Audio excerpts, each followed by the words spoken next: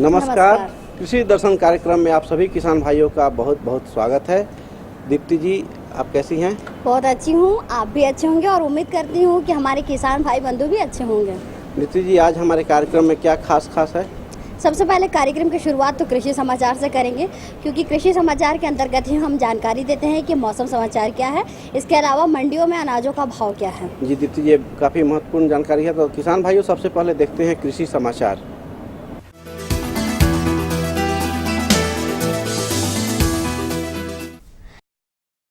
नमस्कार, कृषि समाचार में आपका स्वागत है। मैं हूं हिमांशु शेखर। आइए देखते हैं आज कृषि समाचार में क्या है खास। किसान भाड़े पर बैंक से ले सकेंगे कृषि उपकरण। किसानों के लिए कृषि संबंधित अनेकों जानकारी झारखंड की सभी प्रमुख भाषाओं में कृषि विशेषज्ञ प्रणाली द्वारा पाई जा सकती है। बॉन्ड फार्मर खेतों में मेड़ निर्माण कार्य को करता है आसान। किसान कृषि यंत्रों का इस्तेमाल कृषि कार्यों में करके कम समय और मेहनत में ज्यादा से ज्यादा उत्पादन लेता है, परंतु छोटे और सीमांत किसानों के पास महंगे उपकरण उपलब्ध नहीं होते। ऐसे किसानों के लिए राज्य सरकार द्वारा कृषि उपकरण बैंकों की स्थापना की गई है। आमतौर पर ज्यादातर किसान या छोटे किसान कृषि कार्यों में बड़े और महंगे कृषि उपकरणों का इस्तेमाल नहीं कर पाते हैं, जबकि उन उपकरणों के इस्तेमाल से कृषक बेहतर खेती बाड़ी द्वारा अच्छी उपज भी प्राप्त कर सकते हैं। परंतु ये उपकरण सभी के लिए खरीदकर इस्तेमाल करना संभव नहीं होता है। सभी छोटे बड़े कृषक इन उपकरणों द्वारा अच्छी खेती कर पाएं, इसके लिए राज्य सरकार राज्य के सभी प्रखंडों में कृषि उपकरण बैंक बना रही है। इन बैंकों से कृषक कृषि उपकरण भाड़े पर ले सकेंगे। राज्य के किसानों तक नई कृषि तकनीकों को पहुंचाने के लिए कृषि प्रसार शिक्षा विभाग बिरसा कृषि विश्वविद्यालय द्वारा कृषि विशेषज्ञ प्रणाली का विकास किया गया है, जिसमें कृषि संबंधित अनेकों जानकारी झारखंड की सभी प्रमुख भाषाओं में उपलब्ध है।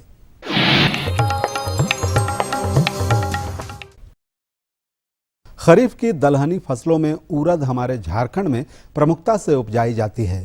उड़द की अच्छी उपज पाने के लिए किसान पंत U19 या बिरसा उड़द एक किस्में लगा सकते हैं। किसान भाइयों, उड़द खरीफ की मुख्य दलहनी फसल है, जिसकी खेती हमारे किसान भाई प्रदेश में करते हैं। इसमें जो महत्वपूर्ण किस्में हैं वो पंत U19 है, पंत U19 है, जो करीब 70 से 75 दिन में तैयार हो जाती हैं। साथ ही साथ एक दूसरी किस्म जो बिरसा विश्वविद्यालय से निकाली गई हैं, बिरसा उड़द एक, ये भी करीब 70 से 75 दिन में काटने लायक हो जाती हैं। अगर आप इनकी खेती करना चाहें तो इन्हीं किस्मों का आप चुनाव करें उड़द की खेती के लिए।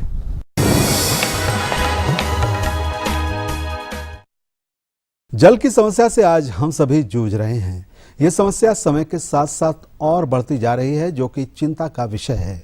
कृषि विशेषज्ञ हमारे किसानों को कुछ उपाय बता रहे हैं, जिससे वे सिंचाई जल की समस्या से कुछ हद तक निजात पा सकते हैं। मैं किसान भाई को ये सलाह देना चाहता हूँ कि अगर आपके खेत खाली हो गए हैं, फसल आपने काट लिया है, और जैसा कि आप, मुझे पता है, आप भी जानते हैं कि मई अप्रैल के अंत से लेकर के यानी मई के प्रथम सप्ताह से लेकर के जब तक बारिश नहीं होती है, आप अपने खेतों में किसी तरह का कृषि कार्य नहीं करते हैं। इस दौरान आपके खेत जो हैं बिल्कुल परती पड़े रहते हैं। तो आपको चाहिए कि खेतों की गहरी जुताई करें, 1 से 2 गहरी जुताई करें। आपके खेत के जो मेड़ हैं, मेड़ को बांध के ठीक कर दें, ताकि जब मानसून प्रारंभ हो तो खेतों में ज़्यादा से ज़्यादा पानी का जल जमा हो, ज़्यादा से ज़्यादा पानी आपके खेतों में रिस कर नीचे जाए। और किनारे किनारे डोभा का निर्माण करें। डोभा एक छोटा छोटा गड्ढा को कहते हैं। अपने क्षमता के अनुसार अगर आपने खेतों के चारों तरफ डोभे का निर्माण किया है तो आप देखेंगे कि उस डोभा में जो मानसून के दौरान जो पानी जमा हुआ है वो एक बहुत ही अच्छा माध्यम है रबी में आपके फसल को सिंचाई करने के लिए।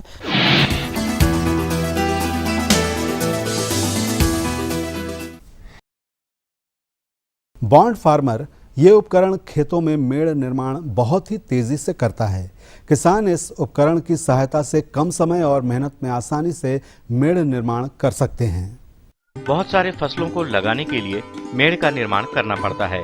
पारंपरिक औजारों द्वारा मेड़ निर्माण में वक्त और मेहनत ज्यादा लगते हैं। परंतु इस बॉन्ड फार्मर उपकरण की सहायता से एक समान मोटाई के मेड़ का निर्माण आसानी से किया जा सकता है। यह उपकरण बिरसा कृषि विश्वविद्यालय के कृषि अभियंत्रण विभाग से प्राप्त किया जा सकता है।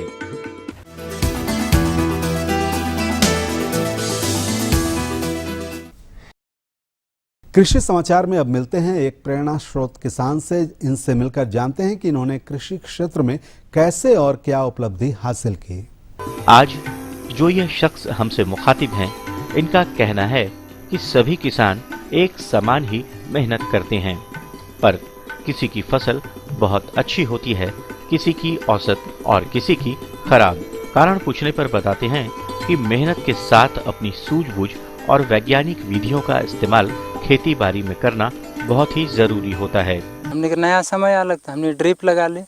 ड्रिप में जहाँ हमने कर 4 पटिया पाटत रहे, सिकर अवजी में खन 4 गो डांड पूरा पाटा थे, करीब 1 एकड़ पाटा थे, जो कि अगर सीधे मशीन से पटातली तो कुल मिला के 5-10 डिसमिल पटतल।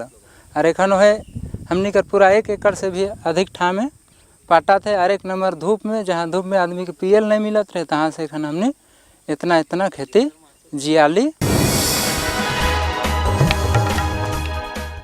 और अब मंडी भाव में आइए नजर डालते हैं अनाजों के भाव पर। राज्य की खाद्यान्न मंडियों में तेजी का दौर जारी है। दलहनी अनाजों के भाव में आंशिक वृद्धि हुई है। वहीं सब्जी मंडियों में पिछले कुछ सप्ताहों की अपेक्षा नरमी दिखी। कुछ खाद्यान्नों के आज के भावों पर नजर डालें तो वे इस प्रकार रही। चावल मोटा न्यूनतम 1800 रुपए से लेकर अधिकतम 2000 रुपए। दाल मसूर न्यूनतम 4500 रुपए से लेकर अधिकतम 4700 रुपए। चीनी न्यूनतम 3800 रुपए से लेकर अधिकतम 3950 रुपए। सरसों तेल न्यूनतम 10200 रुपए से लेकर अधिकतम 10350 रुपए। वहीं प्याज के मूल्य न्यूनतम 2100 रुपए से लेकर अधिकतम 2300 रुपए प्रति क्विंटल रहा।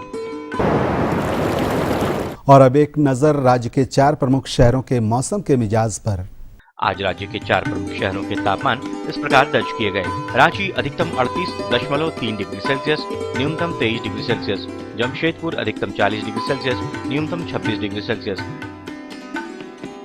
धनबाद अधिकतम 39.7 डिग्री सेल्सियस, न्यूनतम 25 डिग्री सेल्सियस तथा हजारीबाग का तापमान अधिकतम 39 डिग्री सेल्सियस, न्यूनतम 24 डिग्री सेल्सियस रहा। कृषि समाचार में आज इतना ही। अगले दिन अगले अंक में फिर मुलाकात होगी कुछ ताज़ा तरीन खबरों के साथ। तब तक के लिए दीजिए इजाजत। नमस्कार, जोहार।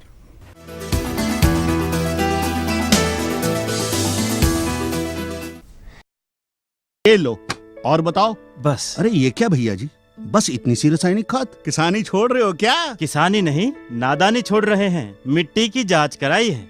अब तो लालाजी जितनी जरूरत है उतने ही उर्वरक खेत में डालेंगे। हाँ, किसान भाई आज ही अपने जिले की नजदीकी भूमि परीक्षण प्रयोगशाला में मिट्टी की जांच जरूर करवाएं और मिट्टी में पोषक तत्व, नमी व पौधे के विकास को देखते हुए केवल जरूरत के अनुसार ही पोषक तत्व डालें। और हाँ, मिट्टी में गंधक, जस्ता, बोरोन जैसे सूक्ष्म पोषक तत्वों का पता लगाना भी न भूलें।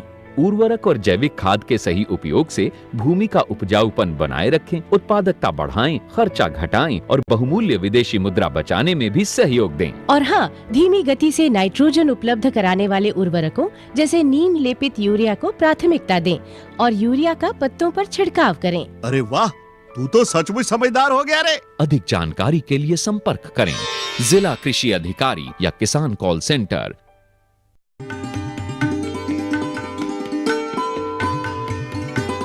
संजय जी, गर्मी का मौसम है, ऐसे में हम अपना बचाव करने के लिए कम से कम कूलर, पंखा और एसी इत्यादि का प्रयोग करते हैं और कभी कभी ज़्यादा ठंड लगती है तो मटका सुराही के साथ साथ फ्रिज का पानी का सेवन भी करते हैं। जी दीप्ति जी, और ऐसे में देखते हैं कि गर्मी के दिन में जो लोग अपने बचाव पे ध्यान नहीं देते हैं गर्मी से, तो उन्हें लू लग जाती है और साथ में गर्मी से होने वाली कुछ बीमारियां भी होती है। और ज़्यादातर हमारे किसान भाई बंधु अपने घरों में पशुपालन के तहत बकरियों का पालन करते हैं, क्यों संजय? तो दीप्ति जी, मैं समझ गया, लग रहा है कि आप बकरी में गर्मी में होने वाले रोग और उससे बचाव के बारे में जानकारी देने की बात कर रही हैं। बिल्कुल, तो फिर देर किस बात की, चलिए लेते हैं इसकी तमाम जानकारियाँ। और जानकारी दे रहे हैं हमारे विशेषज्ञ। डॉक्टर साहब, आपका हमारे इस कार्यक्रम में बहुत बहुत स्वागत है। डॉक्टर साहब, सबसे पहले आप हमें ये बताएं कि गर्मी में बकरियों में किस प्रकार के रोग होते हैं? गर्मियों में बकरियों में कई रोग हो सकते हैं, जैसे कि मुख्य रूप से लू लगने की बीमारी जो होती है, जिसको हीट स्ट्रेस या हीट स्ट्रोक बोलते हैं। और भी बीमारियां हैं जैसे इंट्रोटॉक्सीमिया है, पीपीआर जो कि मानसून से पहले पहले जैसे गर्मी और बरसात का बिल्कुल मिलाव होता है तभी हो सकती है। तो ऐसी परिस्थिति में 3 बीमारियों पर मुख्य रूप से ध्यान देना चाहिए जो कि खतरनाक बीमारी है गर्मी के समय में। डॉक्टर साहब, लू का क्या कारण है?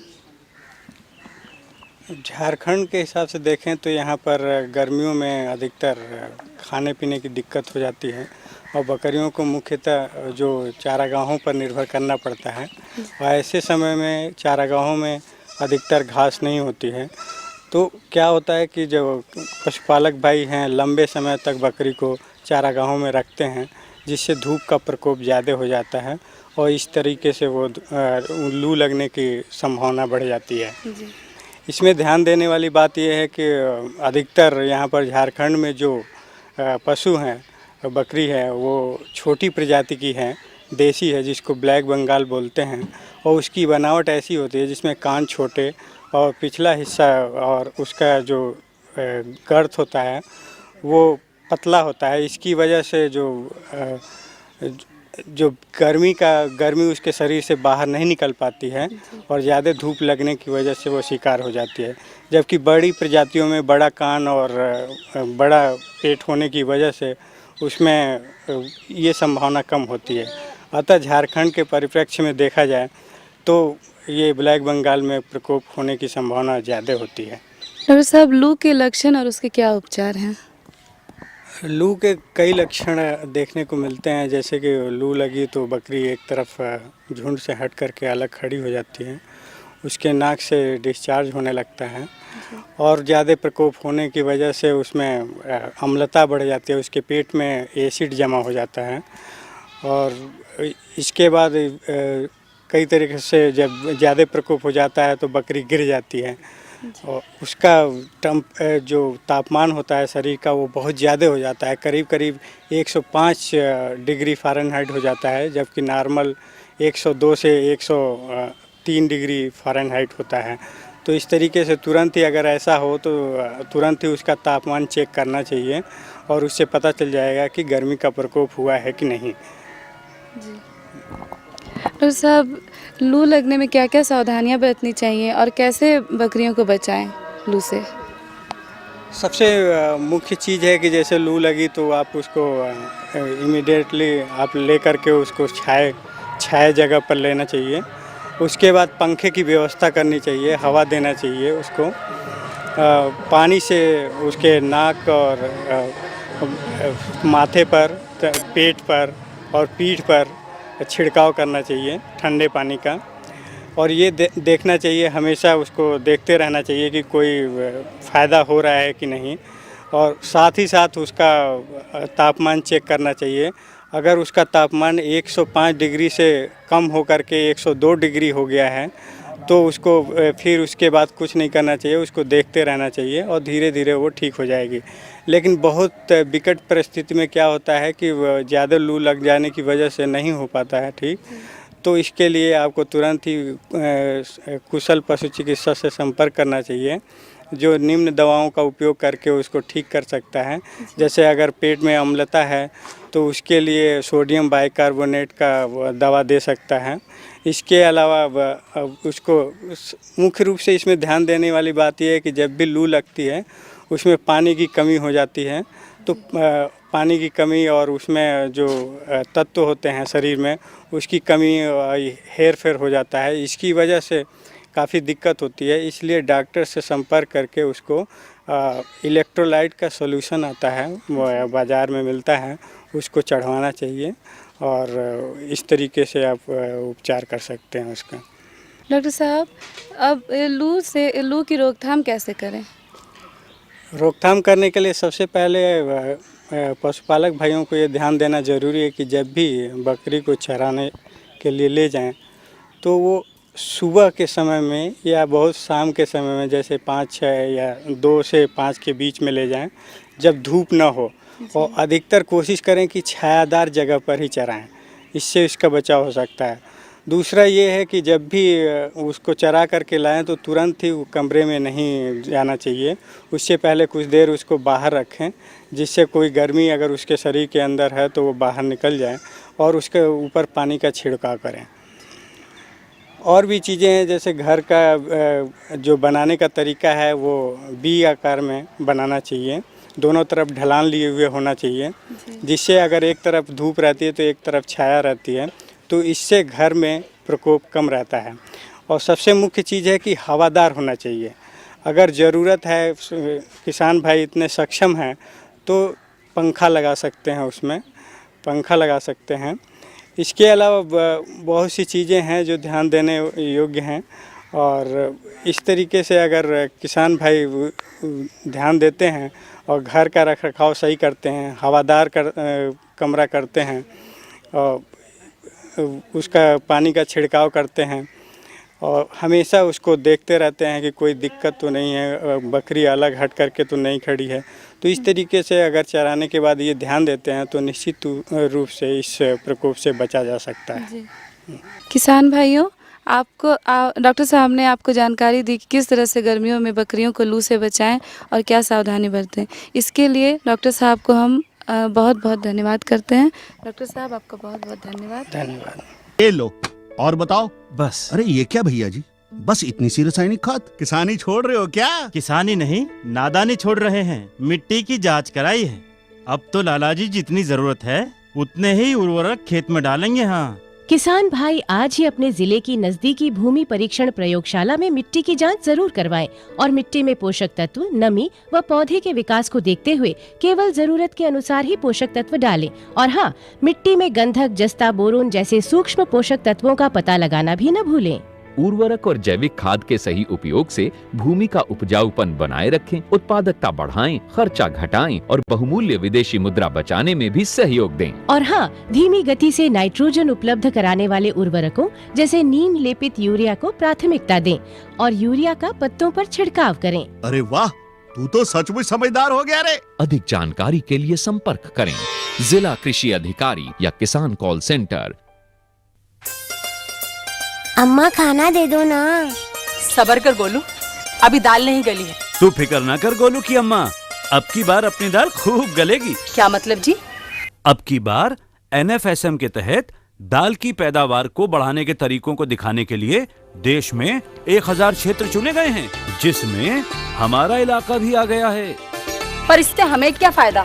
हमें 5 एकड़ खेती के लिए खाद और कीटनाशक के अलावा बढ़िया बीजों की एक मिनी किट भी मिलेगी। इतनी दाल का करेंगे क्या जी?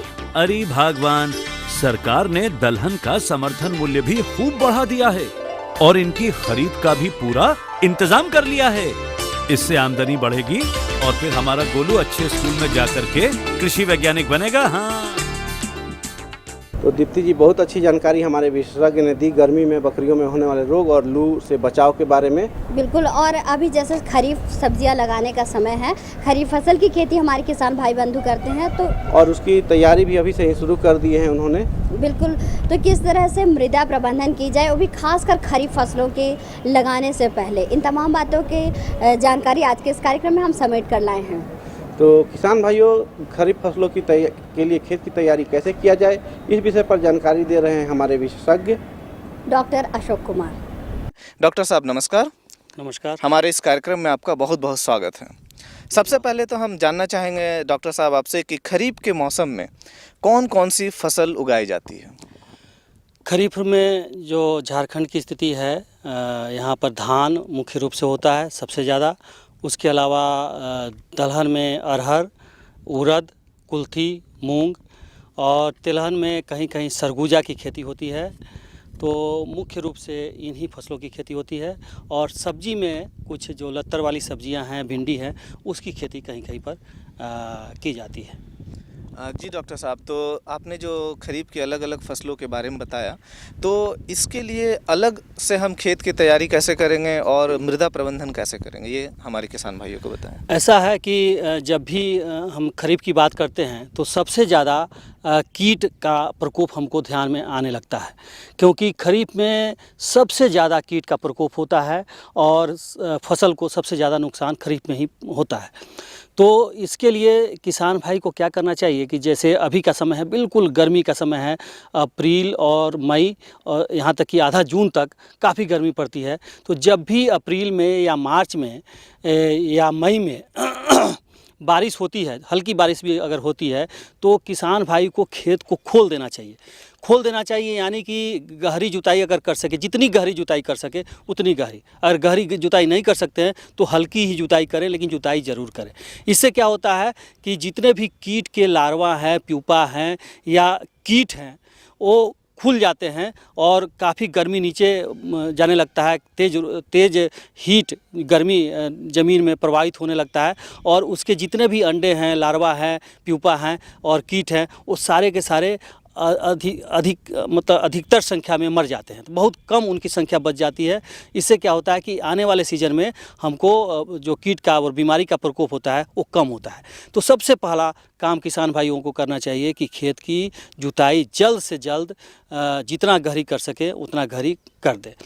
उसके बाद जब खेत की तैयारी की बात आती है तो यहाँ पर ध्यान रखें कि दो तरह का ज़मीन है, एक मुख्य रूप से एक टाँड़ और एक दोन, एक बीच में कनाली भी बोलते हैं मध्यम, तो उस तरह की ज़मीन है। लेकिन टाँड़ और कनाली और दोन का जो हिस्सा तीनों में काफ़ी अंतर हो जाता है। जहाँ टाँड़ की बात करते हैं, ऊपर वाला हिस्से का बात करते हैं, तो वैसा ज़मीन काफ़ी बिल्कुल एसिडिक है, यानी कि अम्लीय है। 5 के आसपास में उसका पीएच हम लोग देखते हैं पूरे झारखंड में पाया जाता है। तो वैसे ज़मीन में अगर हम कोई दलहन फसल लगाते हैं तो निश्चित रूप से चूना का प्रयोग करें। बिना चूना के कोई भी दलहन फसल अच्छा उपज टाँड़ में नहीं देगा, जबकि टाँड़ में ही दलहन फसल की खेती की जाती है, दोन में नहीं की जाती, क्योंकि बारिश से पानी भर जाता है।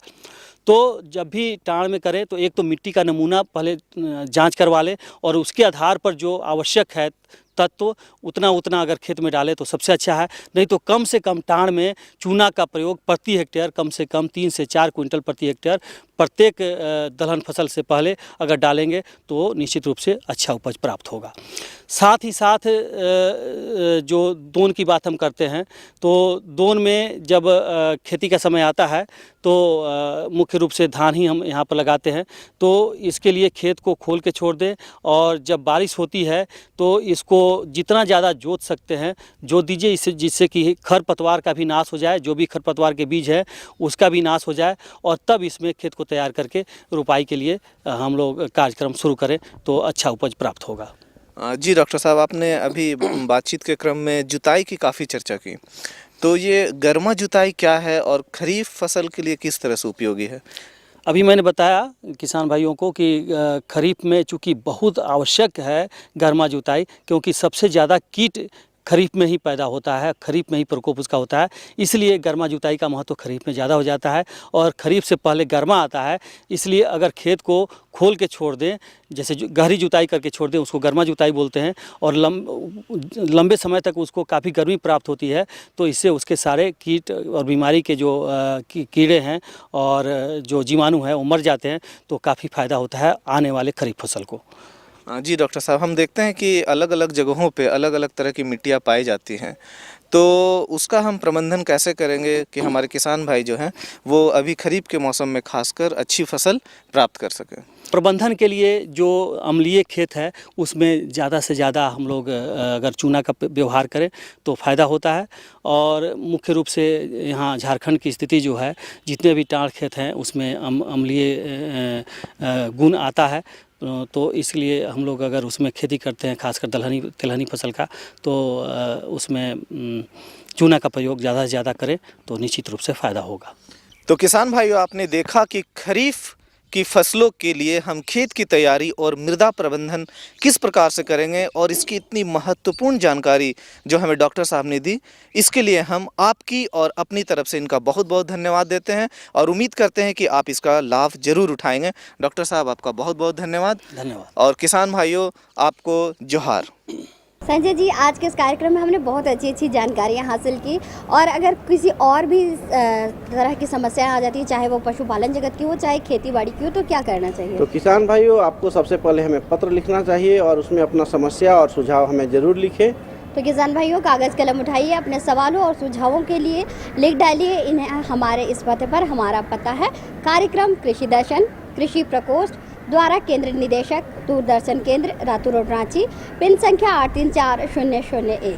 तो किसान भाइयों पत्र देना ना भूलिएगा, हमें रहेगा आपके पत्र का इंतजार। तो किसान भाइयों आज के इस कार्यक्रम में फिलहाल इतना ही। अगले दिन अगले अंक में कृषि जगत और पशुपालन जगत से जुड़ी ढेरों जानकारियों के साथ हम दोनों आपके सामने होंगे हाजिर। हम दोनों को दीजिए इजाजत। नमस्कार।